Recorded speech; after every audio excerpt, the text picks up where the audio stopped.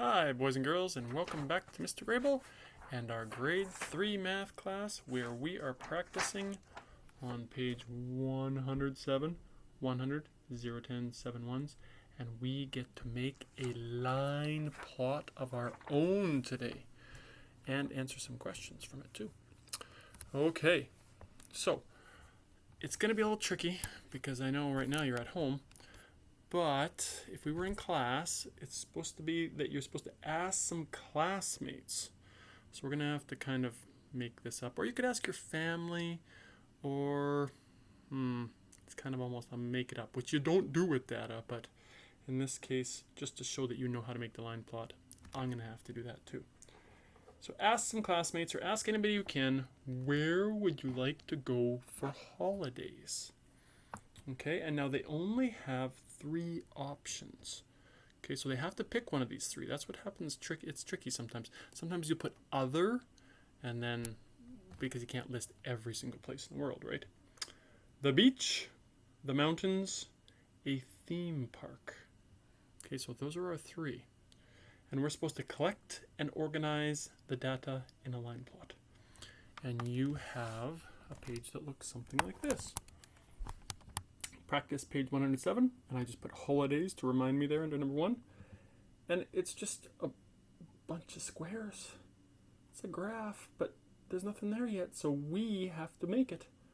Now the first thing I like to do, boys and girls, is I like to start at top and work down. And that means we need a title, right? We have to have a title. Okay, just like a book, we need a title. So if it's where would you like to go on holiday for holidays, I'm going to just simply make my title holidays. That's it. Holidays. And I'm going to put an exclamation mark because that's usually pretty exciting. So there you go. Holidays is my title. Now the next thing I'm going to want to do is put the places down at the bottom. The beach. So I'm going to put beach, mountains, theme park. So beach. Make sure we spell them right here. B-E-A-C-H. Beach, mountains, I always remember mountains, get the AI, and then theme park, that's like Disneyland or Disney World or Callaway Park near Calgary. Okay, there we are. Now we would have to put the data. Now, like I said, I have to pretend. Now, first things first, we know that there are 23 students in our class. So I'm actually going to write up 23 up here so I don't forget. That's important. Does anybody know why it's important?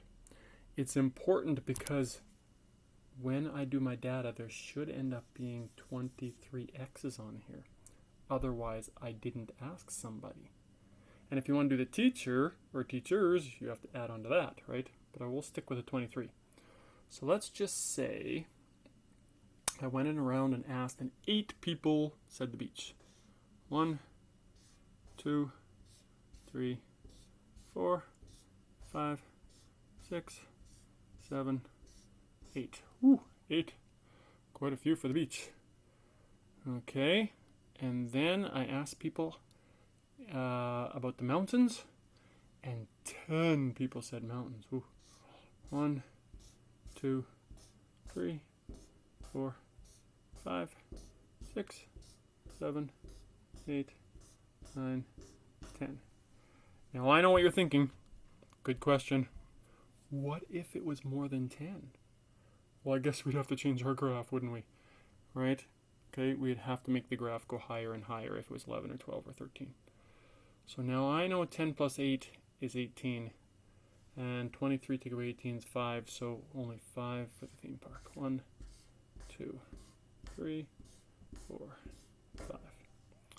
And there you go. There is my data.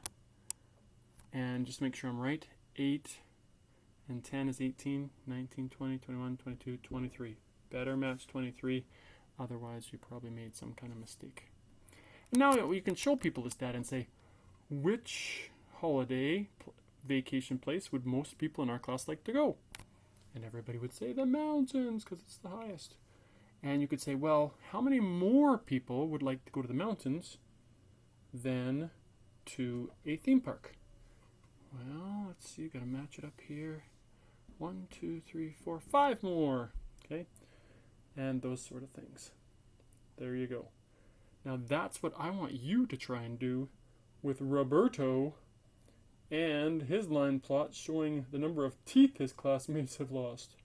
Okay, so 2A says, what is the most number of teeth lost?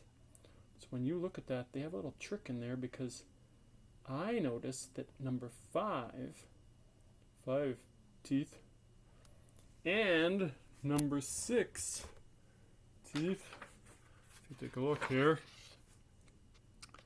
looks like a tie to me. And it is. There's 1, 2, 3, 4, 5, 6. 6 people have lost 5 teeth, and 6 people have lost 6 teeth. So, I guess when they ask what is the most number of teeth lost, you'd say 5 and 6. You don't let them trick you on that. And then you can do the rest on your own for 2. There you go. Line plots. You made one of your own. You'll do more in grade 4. Have a great day. Bye-bye.